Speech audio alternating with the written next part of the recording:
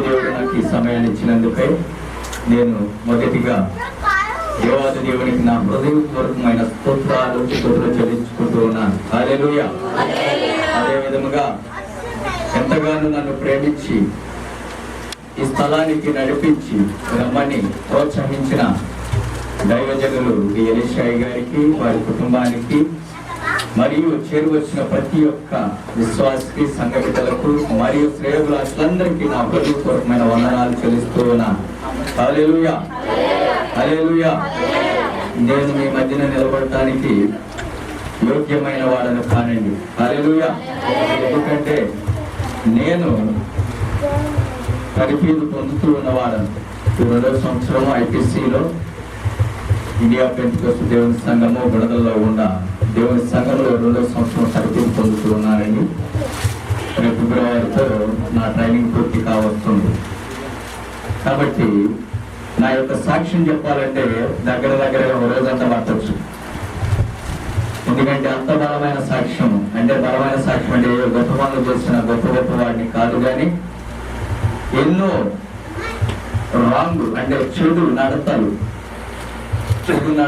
చెడు మాటలు, చెడు ప్రభావాలు కలిగిన మాటలు, వాటన్నిటి గురించి కాదు, కానీ నన్ను ఏ రకంగా దేవాది దేవుడు పిలుచుకున్నాడు, ఏర్పాటు చేసుకున్నాడు, కొన్ని మాటలు సాక్ష్యరూపంగా కొన్ని మీకు చెప్పి క్లుప్తంగా నేను దేవుని యొక్క మాటల్లోకి, బైబిల్ గ్రంథంలోనికి మనం వెళ్ళడం. హల్లెలూయా. నేను ఒక అన్యుల కుటుంబం నుంచి వచ్చిన వాడినండి. అన్యుల కుటుంబం అంటే మా తాత ముత్తాతలు పితరులు అన్యులు అనమాట. అన్యులు అంటే విగ్రహారాధికుల్లోంచి వచ్చిన వాడు, మహాభయంకరమైన పూజలు చేసిన వాడు. శ్రీరామనవమి వచ్చిందంటే పానకం నా చేతితో, బెల్లం నా చేతితో, వడపప్పు నా చేతితో, అరటిపళ్ళు నా చేతితో మొత్తం కలిపేసి తొందరగా దేవుడు తినేస్తే నేను తినేద్దామని ఎదురు చూసేవాడు. అంటే ఆ దేవుడి దగ్గర పెట్టి తినేస్తా ఉండేవాడిని అనమాట ఎమ్మటినే. అలాగా ఎన్నో మా నాన్నగారు కానీ, మా అమ్మగారు కానీ, మా తాతగారు కానీ విగ్రహారాధన నుంచి ఉన్నవారు. దేవుడు అంటే మాకు అసహ్యం. యేసు ప్రభు అంటే మాకు తెలవదు.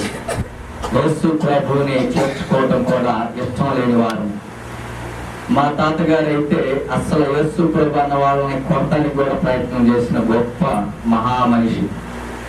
కానీ మా నాన్నగారు హిందూ పూజలు, రాముల వారని, వెంకటేశ్వర స్వామిని పూజలు చేస్తూ మా అక్కగారికి, మా అక్కలు 7 అండి, చెల్లెళ్ళు 4, ముగ్గురు అక్కలు 4, మొత్తం 7.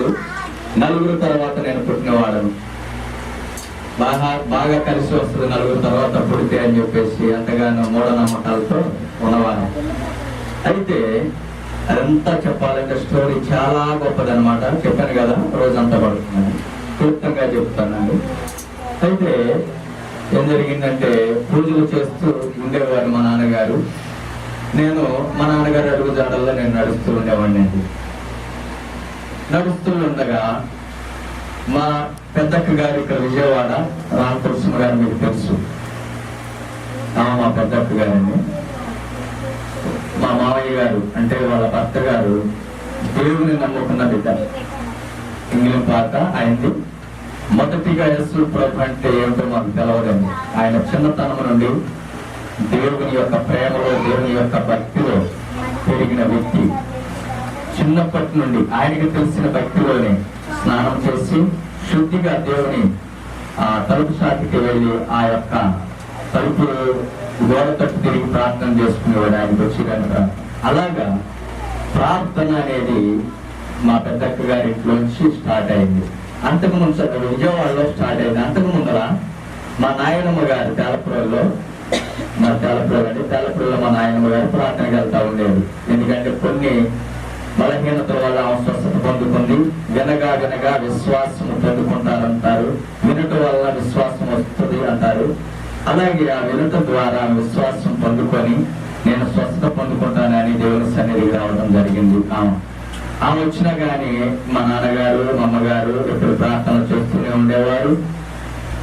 పుట్టిన ఆడపిల్లలకి తలనీళ్ళు ఇవ్వడానికి చిన్న తిరుపతి అని తీసుకువెళుతూ గుండెలు పెడుతూ ఉండేవాళ్ళు. ఈ రకంగా పూజలు చేసుకుంటా ఉన్న కుటుంబం మాది. అయితే మా నాయనమ్మ గారు దేవుని నమ్ముకొని 4-5 సెంట్లు స్థలం ఉంటే దేవుని బిడ్డలకి పాస్టర్ గారికి చేసిందండి తెలపరోళ్ళని. ఇప్పుడు చర్చి కూడా కట్టారు అక్కడ, ఆ స్థలంలో డాబా కూడా కట్టారు. అయితే ఆ ప్రాంతానికి వెళుతూ ఉంది. మేము మాత్రం మా నాన్నగారు మా అమ్మగారు మాత్రము పూజల్లోనే ఉన్నారు, వాళ్ళతో పాటు నేను కూడా పూజల్లోనే ఉన్నాను. అయితే ఆయనకి 4 ఆడపిల్లలు వరుసగా పుట్టారు. ఒక పిల్ల ఆడపిల్ల పుడితే పర్వాలేదు, లక్ష్మి ఇంటికి లక్ష్మి పుట్టింది అనుకుంటారు. 2వ ఆడపిల్ల పుడితే లక్ష్మికి ఇంకో లక్ష్మి పుట్టింది అనుకుంటారు. 3వ ఆడపిల్ల పుడితే దెయ్యం పుట్టింది అంటారు. తర్వాత ఆడపిల్ల పుట్టి సైతాన్లు పుట్టారు అంటారు. అంత వరుసగా లక్ష్మి వల్ల ఏమవుతారంటే సైతాన్లు అయిపోతారు. ఎందుకంటే వాళ్ళ బరువు బాధ్యతలు వాళ్ళు మొయ్యాలి, ఒక 5 చేతిలో పెట్టాలి. కాబట్టి ఇప్పుడు ఉన్నట్టుగా కాలేజీ చదువులు కానీ, సైకిల్ మీద తిరగటాలు కానీ, బయట ప్రపంచంలో తిరగటానికి కానీ, సెల్ ఫోన్లో మాట్లాడటానికి కానీ, సినిమాలు కొంతగా వెళ్తాం కానీ అప్పుడు లేవండి. తల్లిదండ్రుల పెంపకంలో వాళ్ళ నీడన వాళ్ళు కనుసైకిల్లో నడిచే టైం అది. ఏమాత్రం కానీ బయట ప్రపంచంలో అంటే గుమ్మం దాటి బయటకు వచ్చినట్లు కనబడితే వారికి శర్మం ఉండదనమాట. నల్లని శర్మం కూడా ఎర్రని శర్మం అయిపోతుంది. ఆ టైంలో అలా భయభక్తులతో పెరిగిన సమయం అనమాట అది. అయితే మా నాన్నగారు మా అమ్మగారు ఎంతో బాధపడుతూ ఉండేవాళ్ళు, ఇలాగ ఆడపిల్లలు కొడుతున్నారని. అప్పుడు వాళ్ళు ఎంతగానో కలత చెందుతా ఉండగా మా అమ్మగారు విశ్వాసం 3-4 పుట్టిన తర్వాత విశ్వాసం కలిగింది. ఎందుకు విశ్వాసం? ఆమెకు మోకలు కావాలి కాబట్టి, దేవుని సన్నిధిలో ఆమె మోకలను పొందుకోవాలి కాబట్టి, ఏది అడిగితే అది ఇచ్చే దేవుడు. ఆ దేవుడు కరుణామయుడు, కృపగల తండ్రి. మనం అడగటమే లేటు గాని అన్ని ఇచ్చేస్తాడు. ఆయన మన కొరకు సర్వం మహిమంతయు విడిచిపెట్టి దేవుడు తన కుమారుడుగా ఉండవలసిన ఆయన ఈ లోకానికి మనిషిని ప్రేమించి మానవావతారం ఎత్తి తన రక్తాన్ని చిందించి మన కొరకు ప్రాణాన్ని దారపోసిన మహాదేవుడు అని అమ్మగారు ఏంటంటే అడిగితే వరాలు ఇస్తారు కదా అని చెప్పేసి చర్చికి వెళ్ళడం మొదలెట్టింది. చర్చి కంటే రెగ్యులర్ చర్చి కాదండు, మళ్ళీ అలా అనుకుంటారేమో. మామూలుగా ఏదో చూద్దామని వెళ్ళింది. వెళ్తే ప్రార్థన బాగానే ఉంది, కానీ మా నాన్నగారు ఊరుకునేవారు కాదు.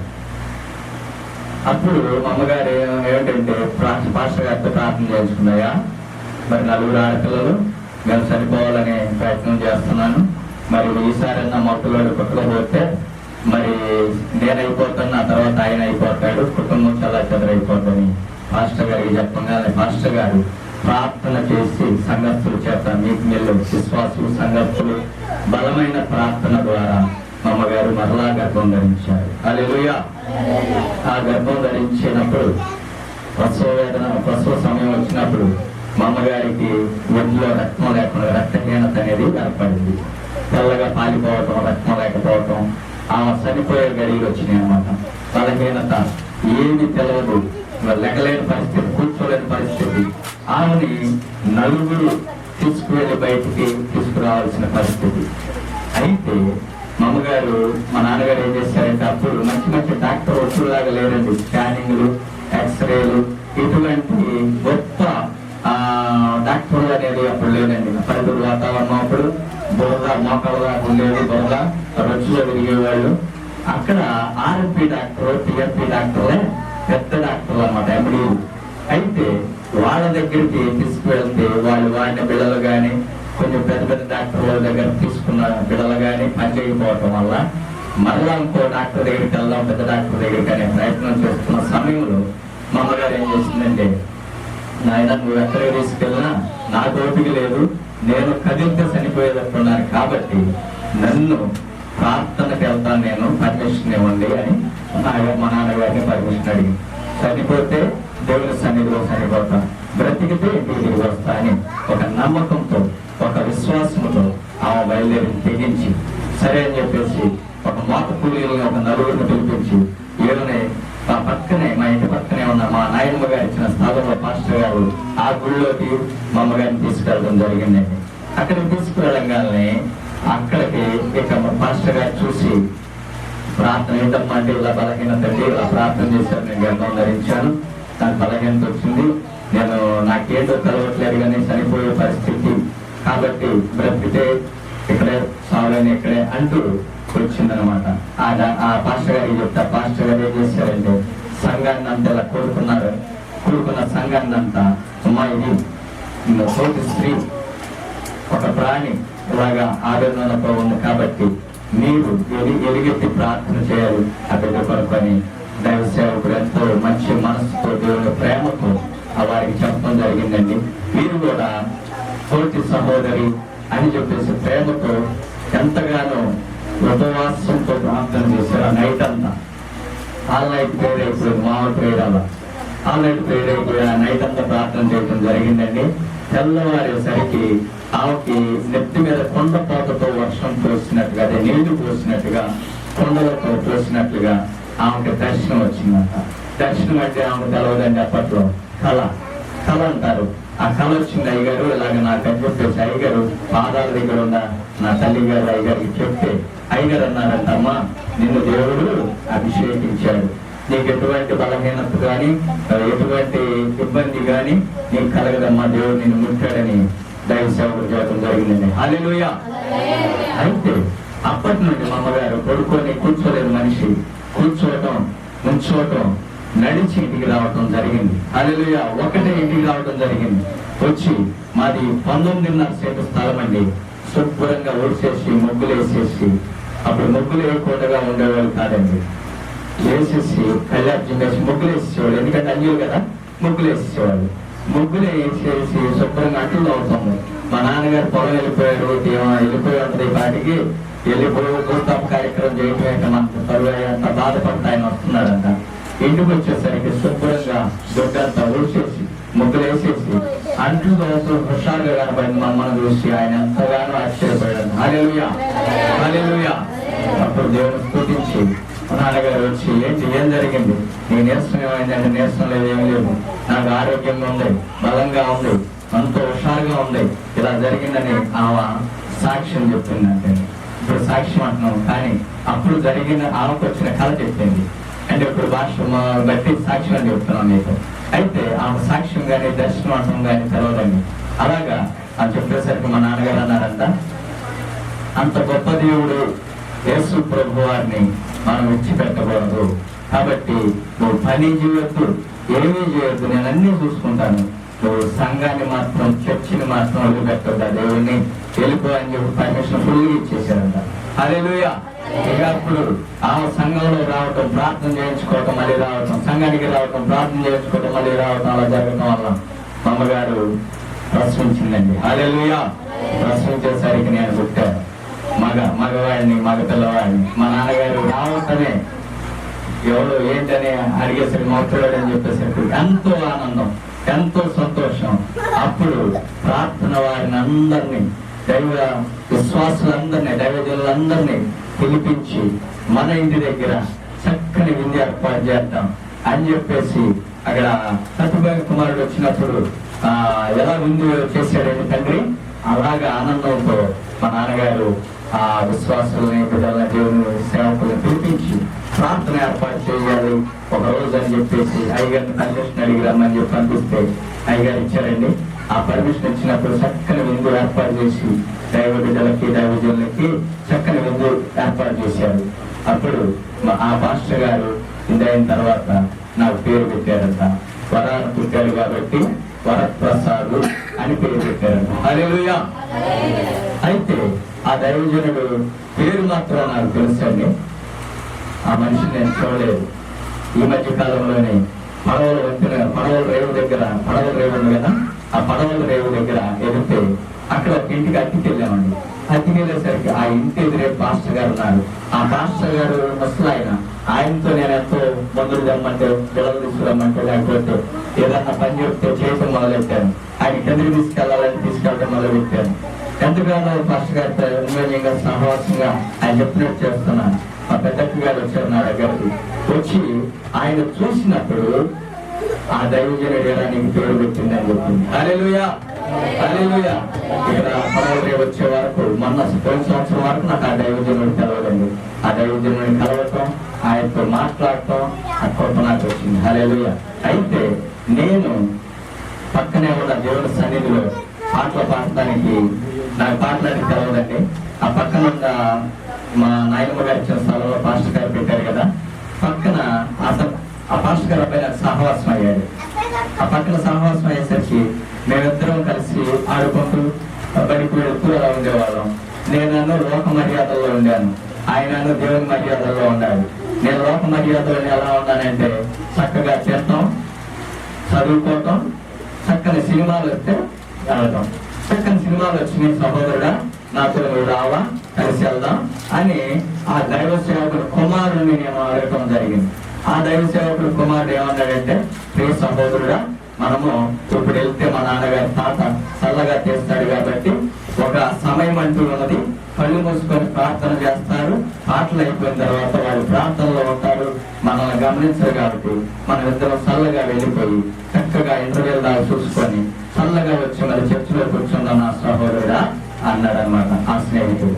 అయితే ఆ విధంగా నేను ఆ సహోదరుని బయటికి లాక్కెళ్ళాలంటే నేను దేవుని సన్నిధిలోకి రావాలి. కాబట్టి నేను దేవుని సన్నిధిలోకి వచ్చి కాసేపు వాళ్ళు చెప్పే పాటలు, వాళ్ళు వినే పాటలు, వాళ్ళు పాడే పాటలు విని స్తోత్రం చెల్లించును యేసునాథుని మేలులు తలంచి అనే పాటలు, పెద్ద పెద్ద పాటలు ఒక 3 నేర్చుకున్నాను నేను. హల్లెలూయా.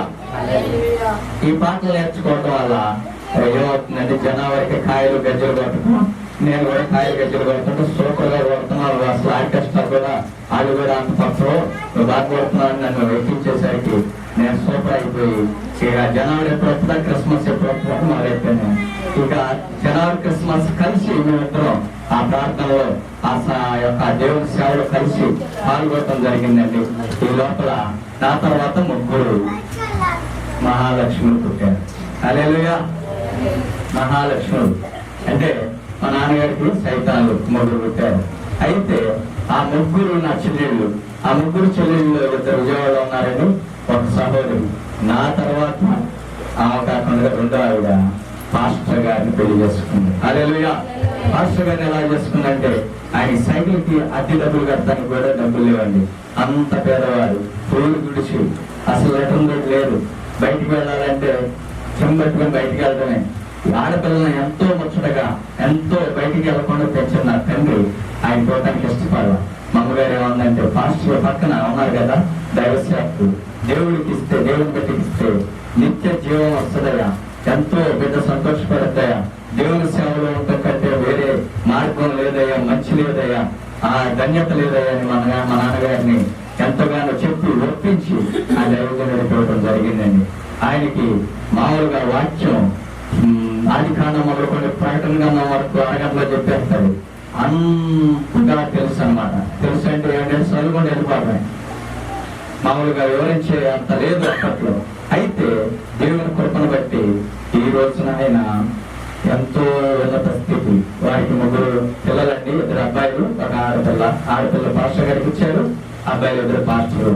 ఈ రకంగా ఎంతో ఉన్నత స్థితిలో ఉన్నారు. వారి వెమ్మట నన్ను పంపించారు అనమాట. జ్ఞాన వెమ్మట లేకదోడ పంపించినట్టుగా. చెల్లి వెళ్ళింది కదా నాన్న, మరి నువ్వు అన్నావు కదా, మరి సంరక్షణ నువ్వు చూడాలి కదా, మరి సహోదరి బాధపడితే నువ్వు బాధపడినట్టు కదా, కాబట్టి నేను ఇంట్లో పనులు ఏమన్నంటే నేను చూసుకుంటాను, కానీ మరి బామ్మటి తమ్మటి నువ్వు వెళ్ళినానా, ఆయనకి నువ్వు వచ్చిన పాటలు నీకు 4, 3 వచ్చు కాబట్టి మంచి పాటలు, ఆయన వెనకాల ఆయన పాటలు రాని బిడ్డ, ఆయన ఒంటరోడు అయిపోతాడు, తోడుగా నువ్వు వెళ్ళిన నేను వెనకాల లేకదోలాగా పంపించారమ్మా. నేను ఇక ఆ దైవ సేవను పట్టుకొని 12 సంవత్సరాలు ఆయన వెంబడించాను. వెంబడిస్తే పాటల వరకే గాని నామకాంతమైన జీవితం. హల్లెలూయా. పాటలు ఎటువంటి పాటలు అండి? 3 పాటలు, 4 పాటలు. ఎంత కమ్మని పాటలు నేర్చుకున్న వాళ్ళు ఎవరు లేరు ఆ సంఘం. 3 పాటలు. స్తోత్రం చెల్లించిన యేసునాథుని మేలులు తలంచి అని పాడుతుంటే అప్పుడు ఎస్పీ బాలసుబ్రహ్మణ్యంలా ఉండడు ఈయన. ఈ మీటింగ్లు పిలవాల్సిందేనని చుట్టుపక్కల వాళ్ళు ప్రార్థన పిలిచేవాళ్ళని. అప్పుడు ఇదేదో బాగుందని చెప్పేసి 2 పాటల వల్ల 5 పాటలు, 5 పాటల వల్ల 10 పాటలు నేర్చుకొని ఆయన వెనకాల తిరగడం జరిగిందండి. ఆయన ఒక వారం ఉంది పాటలు రాసేవారం. ఆయన ఏం చేశాడు, ఒక కాగితం మీద రాయటం, గాలికి ఎగరేయటం దాన్ని, ఆ పాటలను ఎప్పుడో మారేయటం, అది వెళ్ళిపోవటం. అలా జరుగుతుండగా పాటల కాగితం రాసి ఆ పాటల కాగితాన్ని నా చేతికి ఇచ్చి, బావగారు ఈ పాటకు రాగం కట్టవా అన్నాడు. నాకు అసలు రాగాలు తెలవదయ్యా, స్వరాలు అసలు తెలవదు, ఏదో పాస్టర్ గారు అబ్బాయి గుడికి వెళ్ళడం వల్ల 3 పాటలు నేర్చుకున్నాను, ఈ రాగాలు నాకు ఎంత తెలిసాయని చెప్పేసి అనుకొని ప్రభువా వచ్చి కానీ మాట్లాడుకొని అప్పుడు రాగం కట్టడం నేర్చుకున్నాను. నేర్చుకోవటం కాదంటే దేవుడు ఇచ్చిన కాదండి. హల్లెలూయా. రాగం రాని నాకు రాగాన్ని ఇచ్చాడు. అప్పుడు అలా తప్పగా పాడిన రాగం గాని పాట గాని ఈ రోజు పాడుకుంటే దేవుడు ప్రణాళిక, ఆయన ఉద్దేశం ఈ రీతిగా ఉందని నేను గమనించానండి. గమనించడం అంటే ఎలాగంటే, నేను పాపపు జీవితంలో జీవించాను, దేవుని తెలుసుకొని కూడా నామకార్థం జీవితం జీవించాను. అప్పుడు కట్టిన పాట ఏదంటే, నాదు యేసుని ప్రేమ మధురాతి మధురమే కాదా, నన్ను మార్చిన ప్రేమ మరపురానిదే కాదా అన్న పాటను ఒక పల్లవి ఒక శరణం పాడుకున్నాం. హల్లెలూయా. నాదు యేసుని ప్రేమ మధురాతి మధురమే కాదా, నన్ను మార్చిన ప్రేమ మరపురానిదే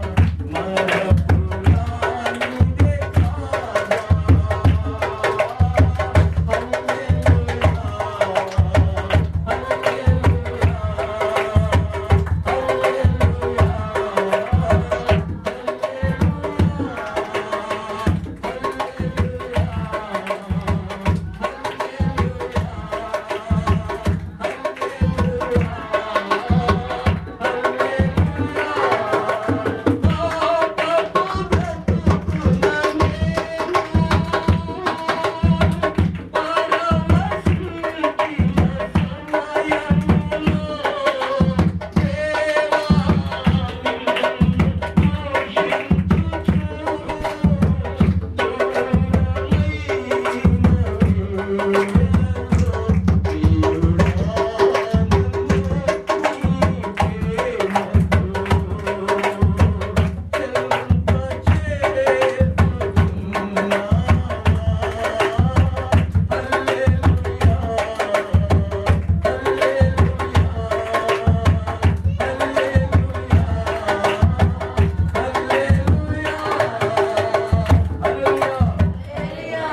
సమయం అయిపోతుంది కాబట్టి క్లుప్తంగా సాక్ష్యం గురించి చేస్తానండి. ఈ రకంగా పాట రాగం కట్టామండి. ఈ పాట అమెరికా వరకు, లండన్ వరకు, ఇతర రాష్ట్రాలు, ఇతర దేశాల వరకు వెళ్ళింది. వాళ్ళ పాటను కూడా ఇంటర్నెట్ లో చూడవచ్చు. హల్లెలూయా. రాగం కట్టుకో రాని వాడికి, రాగాలు తెలవని వాడికి దేవుడు తన రాగాన్ని ఇచ్చి ఎంతగానో ఆయన మహిమ పడుతున్నాడు. హల్లెలూయా. నేను పాపం బ్రతుకుని ఎందుకు బ్రతికానంటే, దేవుని సన్నిధిలో వెళుతూ దేవుని బిడ్డతో నడుస్తూ 13 సంవత్సరాలు ఆయనతో వెంబడిస్తూ పాటలు పాడుతూ ఉండగా దేవుడు ప్రవచనం నాతో మాట్లాడింది. మా పాస్టర్ గారు, బామ్మర్ది గారు, అమ్మగారు ప్రవక్తం. ఆ పాటలు పాడుతుంటే దేవుడు ఆమెలోకి వచ్చి, ఆత్మ నాయనా నువ్వంటే నీ పాటలంటే నాకు ఇష్టం, నువ్వు నా సేవ చేయాలని దేవుడు మాట ప్రవచనం నాతో 2 సార్లు మాట్లాడటం జరిగింది. నేను అనుకున్నాను, నేను సేవ చేయను అని మనసులో, సేవ చేయను, నేను ఉద్యోగం చేస్తాను. సేవ ఎందుకు చేయనంటే, ఈ విశ్వాసులు ఇచ్చే గుప్పిడి బియ్యం, గుప్పిడిలో చాలా గుప్పిడి బియ్యం వేస్తారనమాట. కొంతమంది ఏంటంటే బియ్యం గుప్పిడి వచ్చినాక ఎక్కువ వచ్చినటువంటి వాళ్ళని తోట వేసి అరగుప్పిడి వేస్తారు. ఈ గుప్పిళ్ళు పట్టుకొని ఈ మూట ఇంటికి తీసుకొని వెళ్ళి ఈ మూటలో బియ్యం వండుకొని వాళ్ళు వేసే సంద ఎలా వేస్తారండి? ఒక రూపాయలు, 10 రూపాయలు ఇస్తే 5 రూపాయలు పడతారేమో.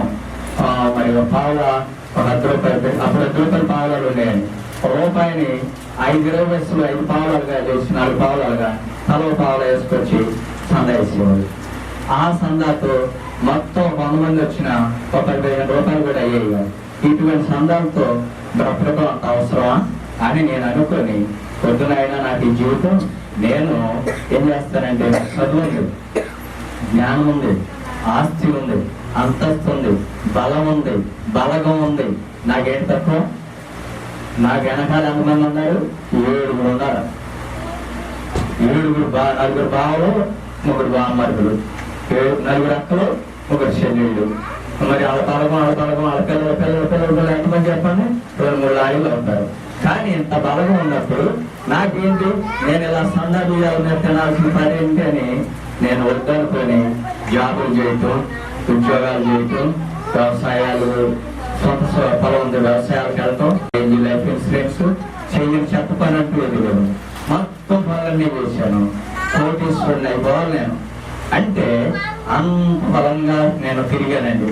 తెల్లారి ఇప్పుడు ఆ సేవ ఈ సేవలో చేస్తే ఏ సేవ అండి? ఈ సేవ కాదండి, అప్పుడు తిరిగిన సేవ, అప్పుడు తిరిగిన టైము, ఆ టైము ఈ టైంలో పెడితే గొప్ప ధన్యకరమైన జీవితంలో ఉండేవాడిని నేను. కానీ నేను 4ంటికి లేచి జంగారెడ్డిగూడెం, చింతలపూడి 8ంటికి అక్కడ ఉండేవాడిని. అంటే టీవీఎస్ 50 అండి, సెకండ్ హ్యాండ్. అంటే మీరు లెక్కేసుకోండి, 8ంటికి అక్కడ ఉండేవాడిని. నేను 8ంటికి లేచి 8ంటికి వెళ్ళేవాడిని. రేపు వచ్చేసరికి 1 గంట అయ్యేది. చలిలో వణుకుతా వచ్చేవాళ్ళు, ఒక్కొక్కరిని ఏజెంట్లు దింపుకుంటా. అంత కష్టపడితే తీరా ఇన్స్పెక్టర్ క్యాడర్కి వచ్చేసరికి ఏజెంట్లకి కమిషన్ తగ్గిందని మొత్తం కింద పడిపోయింది. అలా నష్టపడి వ్యాపారం చేసాం, వ్యవసాయం చేసాం, ఐఎన్జీ లైఫ్ ఇన్సూరెన్స్ లో అలాగే జరిగింది, రియల్ ఎస్టేట్ లో అలాగే జరిగింది. ఏది చూసినా కానీ ఎదరికెళ్తలేదండి. నేను పరిగెడుతున్నాను కానీ అది ఇంకా దూరం అవుతుంది. నేను ఎంత ఎక్కినా మళ్ళీ కిందే ఉంటున్నాను, ఫస్ట్ మెట్టే కనబడుతుంది. ఏమిటి అని నేను ఆలోచనలో పడ్డాను. నేను ఆ సంఘం నుంచి బయటకు వచ్చేసాను. బయటకు వచ్చేసి వాళ్ళకి దూరంగా ఉండాలంటే అది భయపడేది దేనికండి? అన్యులకే భయపడతారు విశ్వాసులని. తెలివితేటలు పెరిగి తెలివితేటలు తిరిగి ఏం చేశానంటే పెద్ద బొట్టు పెట్టాను అనమాట మొహానికి. తెల్లని బట్టలు వేసుకునే మనిషిని, నాజూగ్గా ఉండే మనిషిని, దేవుని మహిమను పొందిన మనిషిని, దేవుని ప్రేమను పొందుకున్న మనిషిని ఏమైపోయిందండి, చక్కని కుంకుమ, ఎర్ర కుంకుమ మొహం నిండా పెట్టేసి అలా భయపెట్టేసాను అన్నమాట. మా చెల్లెళ్ళు బేరమన్నారు, ఒకసారి చూసినాను. ఎట్ట అయిపోయాడు ఏంటి, ఈ ఇంటికి వచ్చాడంటే మనకి అది చుట్టుకుంటుంది అన్న టైప్లో భయపడిపోయాడు. నాకు కావాల్సింది అది.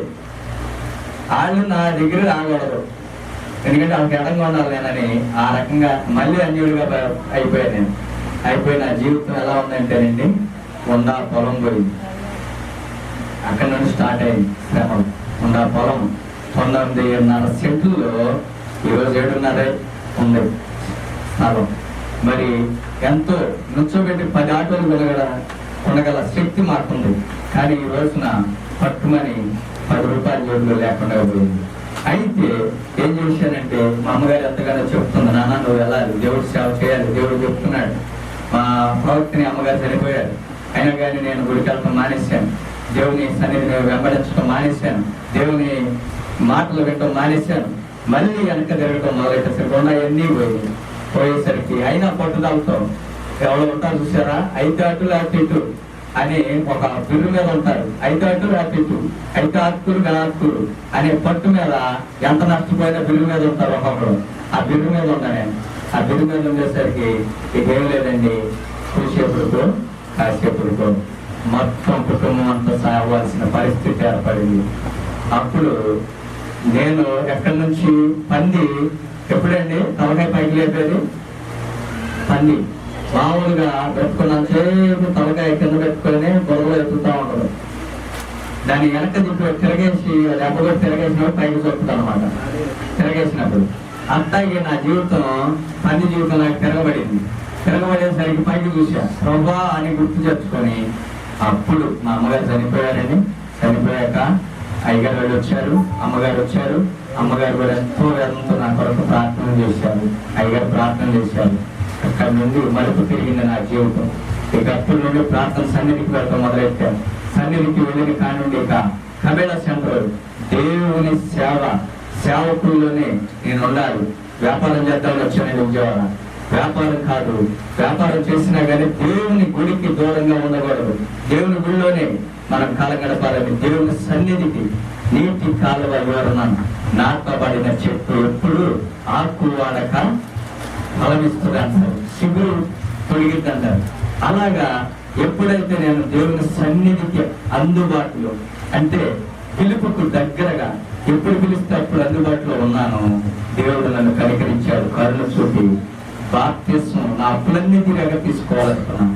కానీ దేవుని ప్రేరేపణ, అప్పులు అవన్నీ పెద్ద లెక్క అయ్యి కాదు, నువ్వు దేవుని సేవ చేయి, దేవుళ్ళలోకి రా, వస్తే నేను చూసుకుంటా అన్నది నా ప్రేరేపణ కలిగి వెంటనే బాప్తిస్మం తీసుకోవడం జరిగిందండి. హల్లెలూయా. మా మేనల్లుడు సమయలు ఇక్కడే ఉన్నాడు, ఆయన నాకు ఈ బైబిల్ ప్రజెంటేషన్ చేశాడు. హల్లెలూయా, హల్లెలూయా. ఎందుకంటే దేవుని సేవ, దేవుని బిడ్డలు సపోర్ట్ ఆ విధంగా ఉంటుందండి. లోకంలో ఉన్న బిడ్డలు ఎప్పుడు డౌన్ అయిపోతే అప్పుడు ఎగిరి కాలుతో ఎడకాలతో అంత కుడికాలు అయితే మళ్ళీ కలిసి ఇది కలిసి ఆడకాలతే ఉన్నాను. ఆ రకంగా దేవుని బిడ్డలు అయితే ఎప్పుడు ఎల్లప్పుడూ వెనకాలే ఉంటారు. ఆ రకంగా దేవుని సేవలో నేను ఇక్కడ పదవులు రావడం జరిగిందండి. అక్కడి నుంచి నేను ఎప్పుడైతే దేవుడి పాదాలు పట్టుకున్నానో ఆయన నడిపించడం మొదలెట్టాడు. హల్లెలూయా, హల్లెలూయా. దేవుని పాదాల చెంతకు వచ్చిన బిడ్డలను ఎప్పుడు కూడా దేవుడితో చేయలేదు. అప్పుడు నేను ఈ సేవకు వెళ్ళడం జరిగింది. బాప్తిసం పొందనేమో అనుకున్న వాళ్ళు బాప్తిసం పొందటానికి దేవుడు కృప చూపాడండి. ఇక అక్కడి నుంచి ట్రైనింగ్ అవడానికి కృప చూపాడు. అక్కడి నుంచి ఇప్పుడు నా భార్య సమయల్ గారి సిస్టర్, ఆమె కూడా మరణాత సమాజంలో ఫస్ట్ ఇయర్ ట్రైనింగ్ అవుతుంది, బైబిల్ ట్రైనింగ్. తర్వాత నా పెద్ద కుమారుడు కృపాస్ సాగర్, తర్వాత నా చిన్న కుమారుడు సంపత్ కుమార్. వీళ్ళంతా కలిసి మేమంతా కలిసి దేవుని సేవలో గడపాలి, దేవునితోనే అంటగట్టబడి ఉండాలి, దేవునిలోనే ఫలించాలి. ఉంటేనే దేవునితో ఉంటాం, వెళ్ళిపోతే దేవునితో వెళ్ళిపోతాం. అదే నిశ్చయంతో ఉన్నాం. తినడానికి ఉందా లేకపోయినా బాధ లేదని నేను ఎప్పుడైతే నిశ్చయించుకున్నాను, నా తిండికి కానీ నా గుడ్డకి కానీ నాకు కరువు లేకుండా దేవుడు చూస్తున్నాడు. హల్లెలూయా, హల్లెలూయా. అప్పుడు 30,000 రూపాయలు జేబులో ఉంటే ఎట్లా బ్రతుకాలా అని తెల్లారేసరికి భయం వేస్తా ఉండేది. నాకు అన్ని విద్యలు తెలిసినా, అంత జ్ఞానం ఉందా, అంత అందగాడినైనా, అంత పాతగాడినైనా, ఎంతో వాడినైనా నాకు భయం వేసేది. కానీ వాళ్ళు ఎందుకు పనికి రాకపోయినా దేవుడికి నేను పనికొస్తున్నా, దేవుడు నన్ను చూస్తున్నాడు, దేవుడు నన్ను పోషిస్తున్నాడు. హల్లెలూయా. ఇంకో సత్యం మీకు చెప్పాలండి, నేను ఎప్పుడైతే ఈ సందర్భం మీద బ్రతకాలా అని నేను గర్వించాను, నా గర్వాన్ని గర్వం కలిగిన వారిని రాజు అయినా కానీ గడ్డి మీద పెడతాడు దేవుడు. అలాగే నన్ను ఏం చేశాడండి, మొత్తం పొలం 2 ఎకరాలు 70 సెంట్ పొలాన్ని తీసి మళ్ళా నా యొక్క ఆస్తి అంతస్తు మొత్తం తీసివేసి నాకున్న జ్ఞానంతో కట్టుకున్న ఒక్కొక్క మెట్టుని దాన్ని ఏమంటారండి, గాలి మేడల పేక మేడల కట్టితే గాలికి పడిపోతాయి అన్నట్టుగా నేను కట్టిన పేక మేడలని ఒక్క గాలికి పడిపోయింది. అప్పుడు తెలిసింది బలమైన దేవుడు దెబ్బ. హల్లెలూయా. అప్పుడు నేను తెలుసుకున్న, ప్రభువా నువ్వు చేసిన నా పట్ల ఎంతో యథార్థముగా ఉంది నాయన, ఎంతో నువ్వు చేసింది కరెక్ట్ నాయనని దేవుడిని నేను తృణీకరించలేదండి. నా గర్వం అణిగింది, నా కళ్ళలో ఉన్న పొగరపోయింది, నా కళ్ళ పొరలు రాలిపోయి సౌలు గారికి మీద పౌలుగా నేను దేవుని వెంబడించడానికి ఈ బైబిల్ గ్రంథం పట్టుకుని బయలుదేరింది. హల్లెలూయా, హల్లెలూయా. కాబట్టి దేవుని సన్నిధిలో ఇవాళ ఉంటున్నాను కాబట్టి ఆ దేవుడు నన్ను పోషిస్తున్నాడు. నేను తృణీకరించిన సందర్భమే నన్ను పోషిస్తున్నాయి. హల్లెలూయా, హల్లెలూయా. దేవుడు రేపు కూడా నేను సేవకి వెళ్తాను, సేవలో కూడా నేను వద్దనుకున్న కానుకలే నన్ను బతికిస్తాయి, నన్ను పోషిస్తాడు. ఆ రీతిగా నేను కాదనుకున్న దాన్ని ఆయన అవుననే దేవుడు. హల్లెలూయా. ఆయన పోషిస్తాడు. ఈ లోకంలో జనాల ఇంకా మనం చూడకూడదండి, లోకం వైపు చూడకూడదు. మనం చూసి దేవుడు చూడాలంటే, దేవా నీవున్నావు నాయన అని దేవుని వైపు చూడాలి. ఇదండి నా సాక్ష్యం. ఇంకా చాలా ఉంది కానీ క్లుప్తంగా చెప్పాను. ఈ సాక్ష్యం దేవుడు దీవించును గాక. హల్లెలూయా. 4వ అధ్యాయం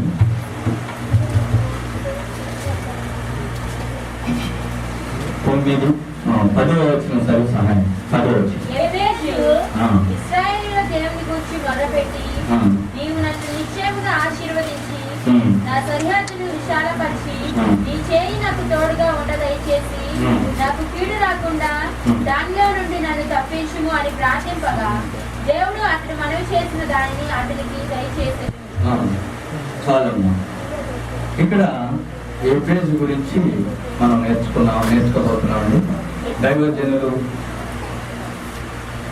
ఎన్నోసార్లు మీకు చెప్తుండవచ్చు ఈ మాటలు, మీరు ఎన్ని పొందవచ్చు.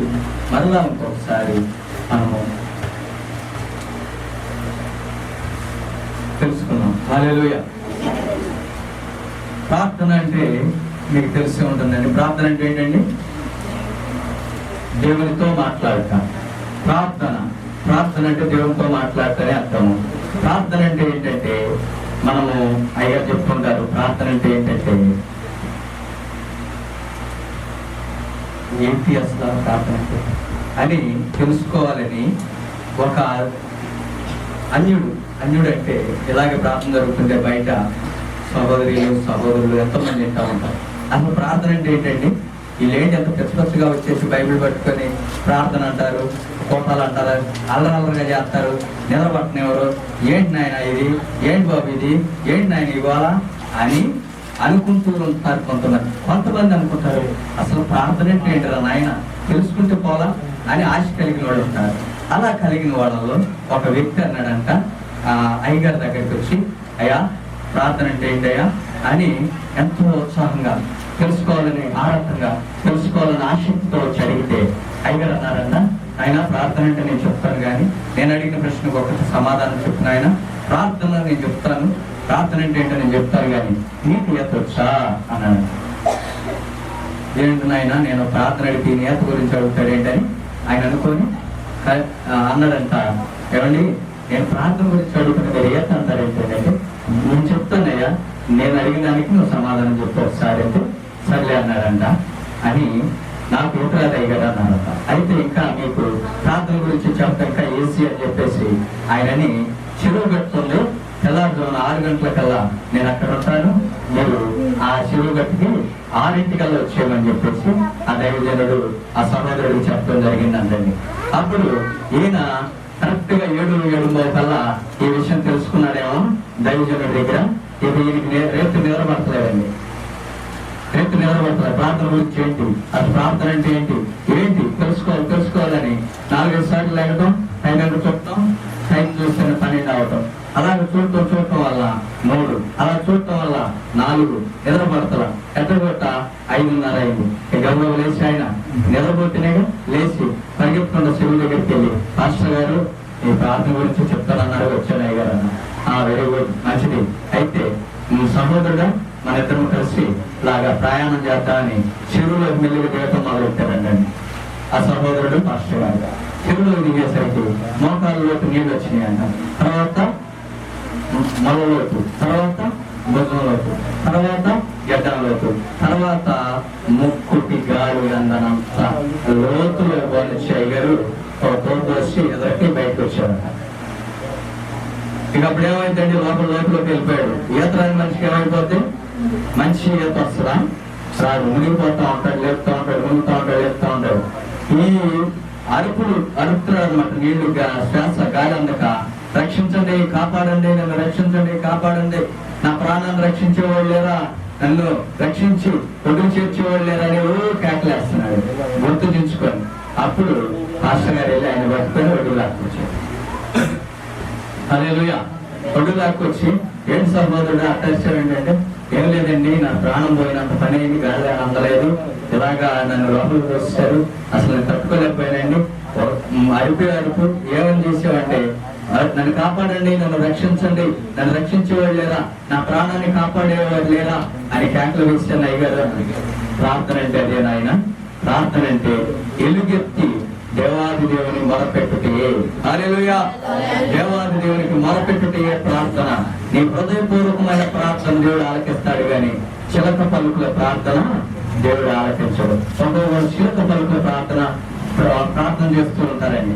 ప్రార్థన చిలక పలుకులు, ఆ చిలక పలుకుల ప్రార్థన దేవుడు ఆలకించడు, కానీ మొరపెట్టుట హృదయపూర్వకంగా, మనస్సుపూర్వకంగా, పూర్ణ హృదయంతో, పూర్ణ శక్తితో, పూర్ణ బలముతో దేవుని ఆరాధించినప్పుడు, దేవునికి మొరపెట్టినప్పుడు నీ ప్రార్థన దేవుడు ఆలకిస్తాడు. అలాగే ఎబ్బేజు ప్రార్థన దేవుడు ఆలకించాడు. ఎందుకు ఆలకించాడంటే ఆయన హృదయపూర్వకంగా, మనఃపూర్వకంగా, బలము కలిగిన పూర్ణ శక్తితో ఆయన దేవునికి మొరపెట్టుట ద్వారా, మంచిగా మొరపెట్టుట ద్వారా, అంశాల వారిగా మొరపెట్టుట ద్వారా ఆయన ప్రార్థన దేవుడు ఆలకించాడు. హల్లెలూయా.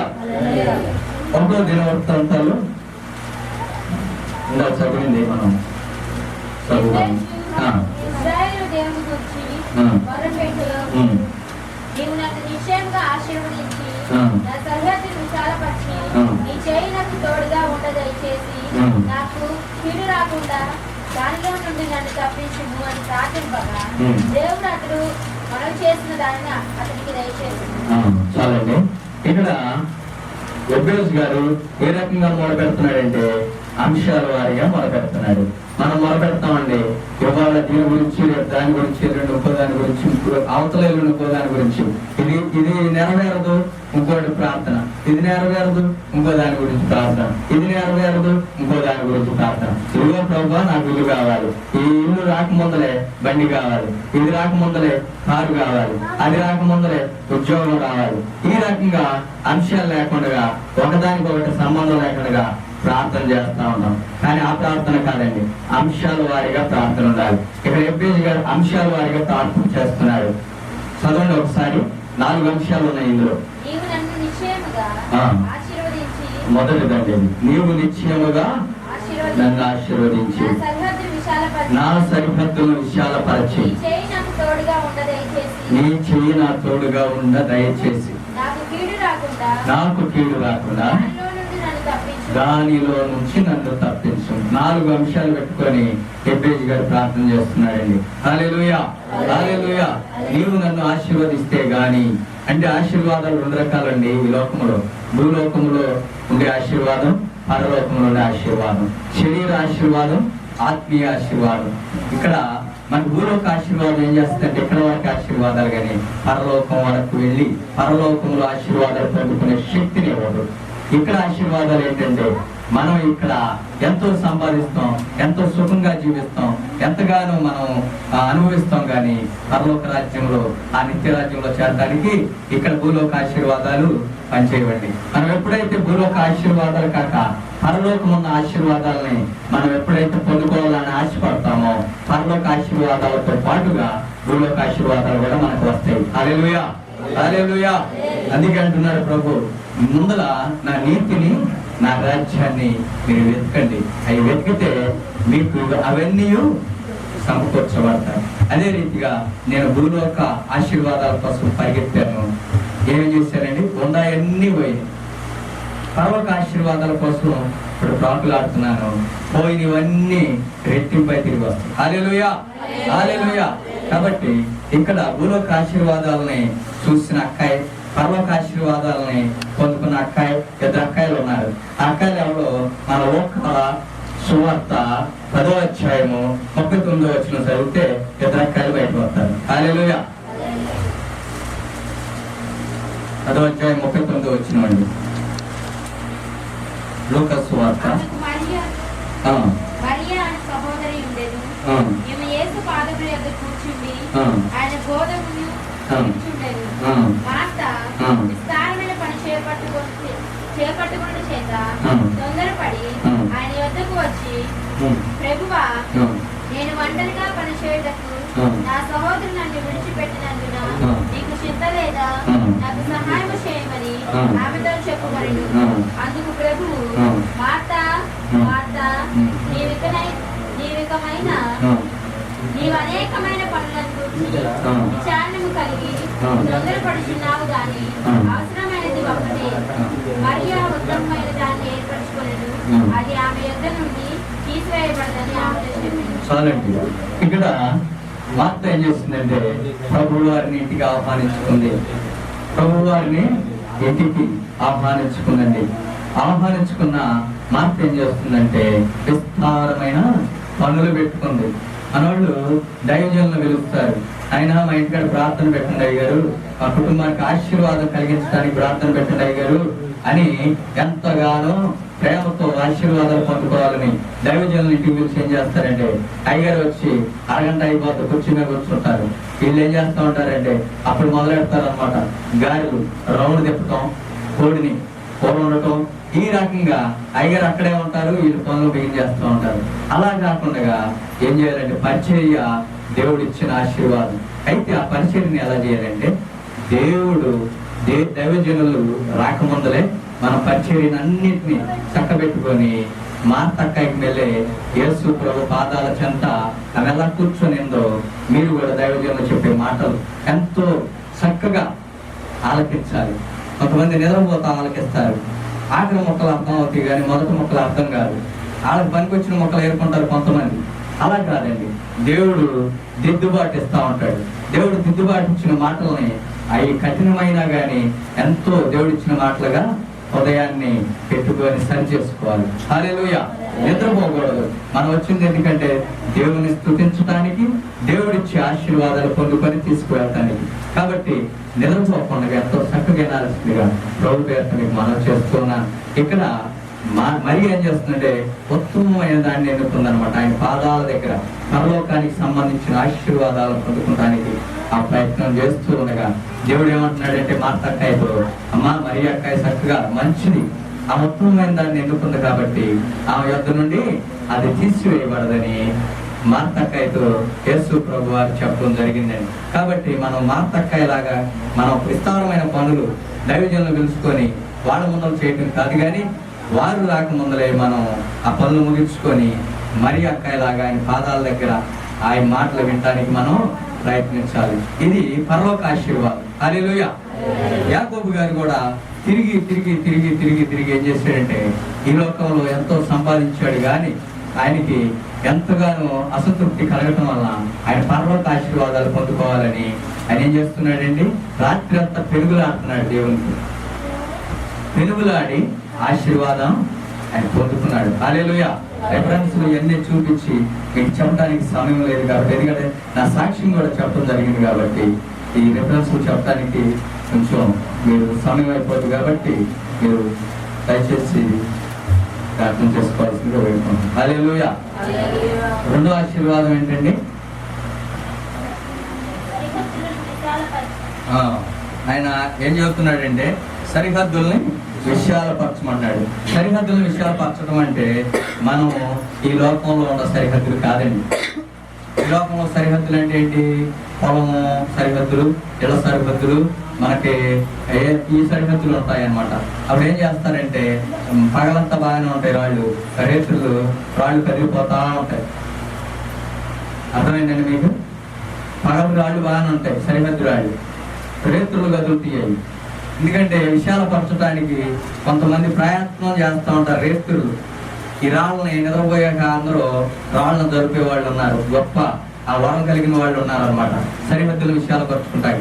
ఈ లోకంలో సరిహద్దులు విశాలపరచుకొని ఎన్ని మేడలు కట్టినా, ఎన్ని డాబాలు కట్టినా, ఎంత సంపాదించినా వారికి కావాల్సింది ఎంతండి, నేల 6 అడుగులు మాత్రమే. వారికి డాబాలు కానీ వారు సంపాదించుకున్నా కానీ వారి వెంట వెళ్ళవండి. భూలోక ఆశీర్వాదాలు ఎక్కడే వదిలేయాల్సి వస్తుంది, పరలోక ఆశీర్వాదాలు మాత్రమే మనం పొందుకుంటాం. కాబట్టి మనం ఈ భూలోక ఆశీర్వాదాల కంటే పరలోక ఆశీర్వాదాలు పొందుకోవడానికి ఎక్కువ ప్రయత్నం చేయాలి. అలా అని చెప్పేసి ఈ భూలోకంలో సంపాదించుకోకూడదని నేను చెప్పట్లేదండి. భూలోకంలో సంపాదించుకోవాలి, దానికంటే ముందుగా ఎక్కువగా పరలోక ఆశీర్వాదాల కోసం మనం ప్రయత్నం చేయాలి. హల్లెలూయా. మూడో దానికి వెళ్ళిపోదామండి. మూడోది, ప్రభువా నీ చెయ్యి నా మీద ఉంచు ప్రభువా అని అంటున్నాడండి. ఫిలిప్పి 4:13.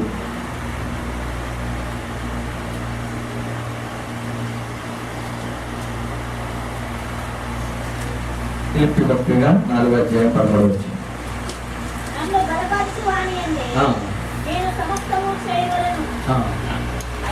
చాలు, నన్ను బలపరచు అని అంటే నేను సమస్తము చేయగలని పౌలు గారు చెప్తున్నాడు. నన్ను బలపరచు అని అంటే మనం బలపరచాలంటే ఎలా బలపరుస్తాడండి దేవుడు? ఆయనకి ఇష్టలైతేనే బలపరుస్తాడు, ఆయనతో ఉంటేనే బలపరుస్తాడు, ఆయన చెప్పిన మాటలు వింటేనే బలపరుస్తాడు. అంతేగాని ఆయన చెప్పిన మాటలకి దూరంగా వెళ్ళిన వాళ్ళు, ఆయన వ్యతిరేకించిన వాళ్ళు, ఎంతగానో నష్టపోయిన వాళ్ళు బైబిల్ గ్రంథంలో భక్తులు చాలా మంది ఉన్నారు. ఉదాహరణకి సౌలు గారు, సౌలును ఎంతగానో ఆశీర్వదించాడు దేవుడు. ఎందుకంటే రాజుగా ఇశ్రాయేల్ ప్రజలు కోరుకున్నారు. దేవుడు రాజుగా ఉంటారంటే కాదు, మాకు ఎవరో ఒకడు సౌలు గారు కావాలని కోరుకోవడం వల్ల, సౌలు రాజుగా పెట్టడం వల్ల దేవుడు ఆయన్ని దీవించాడు. కానీ దాన్ని ఆయన ఏం చేశాడంటే ఆశీర్వాదాలు పొందుకున్నాక దేవుని మర్చిపోయాడు. దేవుని మర్చిపోవడం వల్ల ఆయనకి అపజయం కలిగింది, ఎన్నో నష్టాలు, ఎంతో శ్రమ అనుభవించాడండి, ఆఖరికి చనిపోయాడు. అలా కాకుండా మనం ఏంటంటే ఆయన చేయి మన మీద ఉండాలంటే, బలమైన కార్యాలు మనం చేయాలంటే ఆయన హస్తం మన మీద ఉండాలంటే ఆయనకి ఇష్టలుగా మనం జీవించాలి. ఆయన చెప్పిన మాటలు మనం వినాలి. ఆయనతో మనం అంటకట్టబడి ఉండాలి. హల్లెలూయా, హల్లెలూయా. 4వ విషయం అండి, కీడు రాకుండా నన్ను తప్పించు ప్రభు అని ప్రార్థిస్తున్నాడు. హల్లెలూయా. కీడు రాకుండా నన్ను తప్పించు ప్రభు అంటే మీకు ఇక్కడ ప్రార్థన గుర్తు రావాలండి. పరలోక ప్రార్థన ఏంటి? మత్తయి సువార్త 6వ అధ్యాయము 13వ వచనం చదివి సహాయం చేయండి. ఆఖరి అంశం కాబట్టి క్లుప్తంగా చెప్తున్నానంటే ముగించాను. హల్లెలూయా. చాలండి. ఇక్కడ ఏమంటున్నాడండి పరలోక ప్రార్థనలో? శోధనలోనికి రాకుండా దుష్టు నుండి మమ్మల్ని తప్పించమని ప్రార్థన చేస్తున్నారు. ఎప్పుడండి? కీడులో పడక ముందలే, కీడులోకి రాకముందలే, శోధనలో ప్రవేశించక ముందలే మనం ప్రార్థన చేసేవారం అయి ఉండాలి. కీడు వచ్చిన తర్వాత ప్రార్థన చేసిన దేవుడు దానికి చేస్తాడు, కానీ మనం కొంత నష్టపోవాల్సి వస్తుంది. ఆకులు చేతులు కాలేక ఆకులు పట్టుకుంటే ప్రయోజనం ఏముందండి? ఆల్రెడీ చేతులు కాలిపోయినాయి కదా. కాబట్టి మనం ఏంటంటే కీడు రాకముందలే దేవుని సన్నిధిలో మొరపెట్టేవారిగా, ప్రార్థించేవారిగా ఉండాలి. యోబు భక్తుడు ఏం చేస్తున్నాడంటే, యోబు గ్రంథము 1వ అధ్యాయము 5వ వచనం చదివి సహాయం చేయండి. హల్లెలూయా.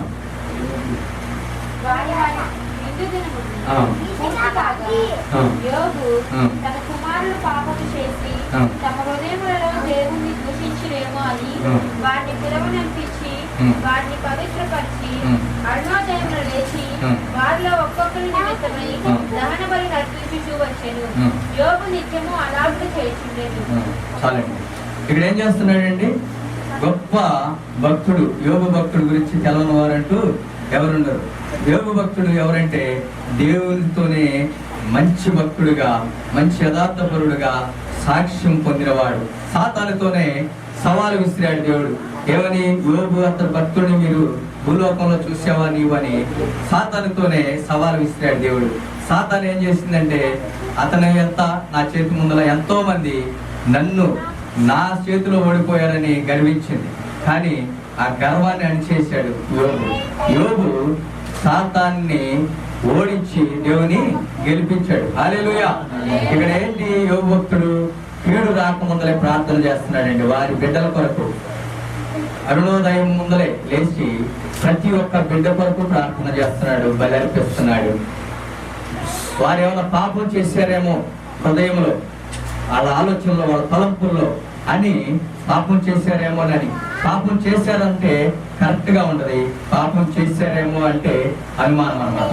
అంటే వాళ్ళ బిడ్డలు పాపం చేయరు, కానీ చేశారేమో ఒకవేళ ఆలోచనలో గాని తలంపులో గాని అని ఆ తండ్రి ఎంతగానో ఆలోచించి ఆ బిడ్డల కొరకు, ఒక్కొక్కరి కొరకు ప్రార్థన చేస్తూ ఉన్నారు.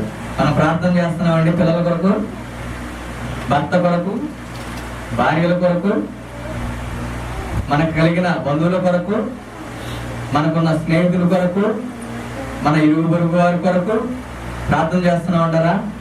ఎందుకులేండి అయ్యగారు చేస్తున్నాడు, మా నిమిత్తం అందరి నిమిత్తం అయ్యగారు చేస్తున్నాడు అంటే కాదండి. దేవుడు ప్రతి ఒక్కరిని ఎన్నుకున్నాడు. ప్రతి ఒక్కరిని ఎన్నుకొని ఆయన ఏమంటున్నాడంటే సువార్త ప్రకటించమంటున్నాడు. సువార్త అంటే ఏం లేదండి, మీరు విన్న మాటలను ఇరుగు పొరుగు వారికి చెప్పమే. అలా చెప్పి ప్రతి ఒక్కరిని మీరు తీసుకొచ్చేవారిగా ఉండాలి దేవుని సన్నిధి. మొదటిగా నీ కుటుంబాన్ని, మొదటిగా నీ పిల్లలను, మొదటిగా నీ భర్తను, మొదటిగా నీ భార్యను, మీ కుటుంబాన్ని రక్షించుకొని ఇరుగు పొరుగు వారిని రక్షించండి. అది దేవుడు చెప్పింది అనమాట. సువార్త ప్రకటించమని ఒక పాస్టర్ గారికే కాదండి, ప్రతి ఒక్కరికి ఆజ్ఞ దేవుడు ఇచ్చాడు. హల్లెలూయా. కాబట్టి ఇక్కడ యోబు ప్రతి ఒక్కరి కొరకు ఆయన ప్రార్థన చేస్తున్నాడు. అలాగే కాకుండా ఈయన ఒక పేదవాడు అంటారా యోబు? కూలీనాలి చేసుకునేవాడు అంటారా? లేకపోతే సద్యాన్నం మూట కట్టుకొని పొద్దునే పొలం పనులకు వెళ్ళేవాడు అంటారా? అంత డబ్బు లేనివాడా? పేదవాడా? చదవండి 1వ అధ్యాయం 1వ వచనం యోబు గ్రంథం.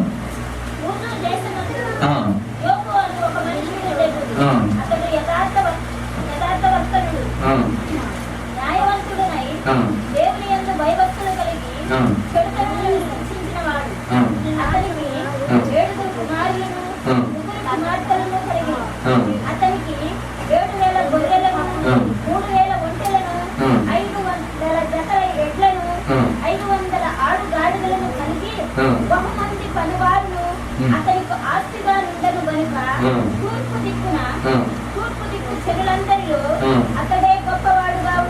చాలండి. ఇక్కడ తూర్పు దేశం, తూర్పు దిక్కునున్న ప్రాంతంలో ఆ దేశంలోని ఈయన గొప్పవాడు. యోబు గారి గురించే రాయబడిందండి ఆ దేశంలో. ఆయనంత గొప్పవాడు కానీ, ఆయనంత యథార్థపరుడు కానీ, ఆయనంత నీతిపూర్వమంతుడు కానీ, చెడుతనమును విసర్జించిన వారు కానీ, దేవుణ్ణి హత్తుకున్న వారు కానీ ఎవరూ లేరని అక్కడ దేవుడే సాక్ష్యం చెబుతున్నాడు. మరి అంత గొప్ప భక్తుడు, గొప్ప దైవజనుడే తన కుటుంబం కొరకు, తన పిల్లల కొరకు, తన ఇరుగు పొరుగు వారి కొరకు ఆయన ఎంతో బలి అర్పిస్తూ, ప్రార్థనలు చేస్తూ, అంగలారుస్తూ, మొరపెడుతూ ఉంటే మనం ఎంత చూడమండి? మన కుటుంబాల కొరకు మనం మొరపెట్టొద్దా? అంగలార్చొద్దా? మనం ఒక్కలమే దేవునిలో రక్షణ పొందుకొని బాప్తీసం తీసుకొని వెళ్ళిపోతే మిగతా వాళ్ళ పరిస్థితి ఏంటి? ఒక పూట అన్నం తినకపోతేనే పిల్లలు ఎంతో బాధపడిపోతాం. అమ్మో, బిడ్డకి బలం తగ్గిపోద్దాము, బిడ్డ పెరగదేమో, బిడ్డ ఏంటి ఇలా అయిపోతుంది, నీరసం అయిపోద్దాము, కన్నీరు పెట్టుకుంటాం. ఏది? ఈ భూలోక తిండి కోసం. ఈ భూలోకంలో ఆహారం తినకపోతేనే బిడ్డల కొరకు అల్లాడిపోతాం. భర్త ఒక అరగంట లేటుగా రావటం జరిగితే కంగారు పడిపోతాం, ఏమైపోయిందని. మరి నరకంలో నిత్య నరకాగ్ని, అగ్ని ఆరదు, పురుగు సావదు. అందులో పడి మల మాడతా అరుతుంటే పరలోక రాజ్యంలో ఒక్కదానివే పైనుండి కింద వీళ్ళు పడుతున్న బాధలను సహిస్తూ చూచి తట్టుకొని బ్రతికుండగలమా? ఆలోచించండి. కాబట్టి మనం ఏం చేయాలంటే ప్రతి ఒక్కరి కొరకు మన కుటుంబంలో మన కుటుంబం కొరకు మనం ప్రార్థన చేస్తూ ఇరుగు పొరుగు వారిని దేవుని సన్నిధికి నడిపించే వారమై ఉండాలని దేవుని పేరు తెలియజేస్తూ, ఎబ్బేజు ప్రార్థన 4 అంశాలు ఎలా పెట్టుకుని ప్రార్థన చేశాడు, అలాగే మనం కూడా అంశాలు పెట్టుకుని ప్రార్థన చేస్తూ దేవుని యొక్క కృపను పొందుకునే వారమై ఉండాలని ఈ చిన్న వాక్యాన్ని దేవుడు వినికిడిలో దీవించి ఆశీర్వదించునుగాక. మోకరించండి, ప్రార్థన చేసుకుందాం. హల్లెలూయా, హల్లెలూయా, హల్లెలూయా, హల్లెలూయా. ప్రతి ఒక్కరు మోకరించండి. మోకరించడానికి స్థలం ఉన్నవారు, కుదిరినవారు, వీలున్నవారు మొదలుపెట్టండి. దేవాది దేవునికి, ప్రభా నాయన ఎబ్బేజు ప్రార్థన మాకు నేర్పించండి. ఎబ్బేజు ద్వారా ప్రభా నాతో మీరు మాట్లాడారయ్యా. ప్రభా అంశాల వారిగా ప్రార్థన చేయాలని ఎబ్బేజు ద్వారా మేము తెలుసుకున్నాం నాయన. ఎబ్బేజు ప్రార్థన మేము కలిగి ఉండేటట్టుగా ప్రభా, ఎబ్బేజు ఏ రీతిగా ప్రార్థించాడు, ఏ రీతిగా ప్రభా మీ యందు కృపను పొందుకున్నాడు ప్రభా, అట్టి కృపను నా బిడ్డలకి, నా భర్తకి, నా భార్యకి, నా కుటుంబానికి, నా ఇరుగు పొరుగు వారికి కూడా కలిగించండి నాయన. మేము ప్రార్థన చేసేవారిగా ప్రతి ఒక్కరము మేము ఉండేటట్టుగా ప్రభా, మా హృదయాలని ప్రభువా మీరు కడగండి, మా హృదయాలను మీరు తెరవండి అని ప్రార్థన చేసుకుందాం. అందరూ చేతులు పైకెత్తి ఒక్కసారి దేవాది దేవుని స్తుతిద్దాం. హల్లెలూయా, హల్లెలూయా, హల్లెలూయా.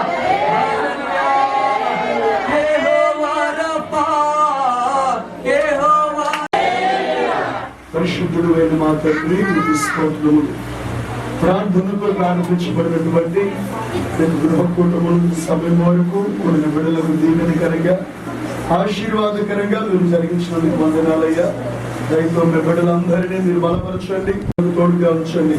మీ గృహంలో నీ దాసునిగా నేను నా కుటుంబం నివసించబోతుండగా మీ సన్నిధి, మీ ప్రసన్నతను మీరు తోడుగా అనుగ్రహించినందుకే మీ నామాన్ని స్తుతిస్తూ యేసయ్య పరిశుద్ధ నామములో అడిగి పొందుకుని నాము తండ్రి.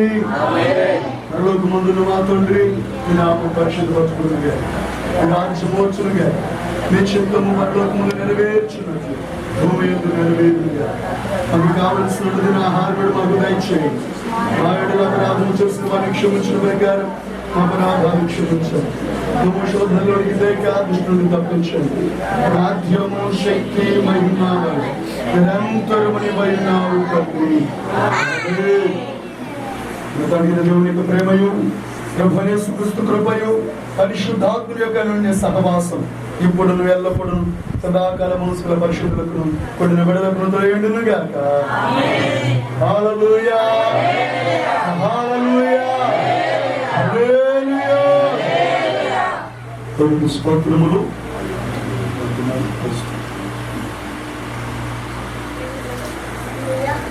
అలాగే అందరికీ భోజనాలు ఏర్పాటు చేయబడి అమ్మా, అందరూ భోజనం చేశారండి.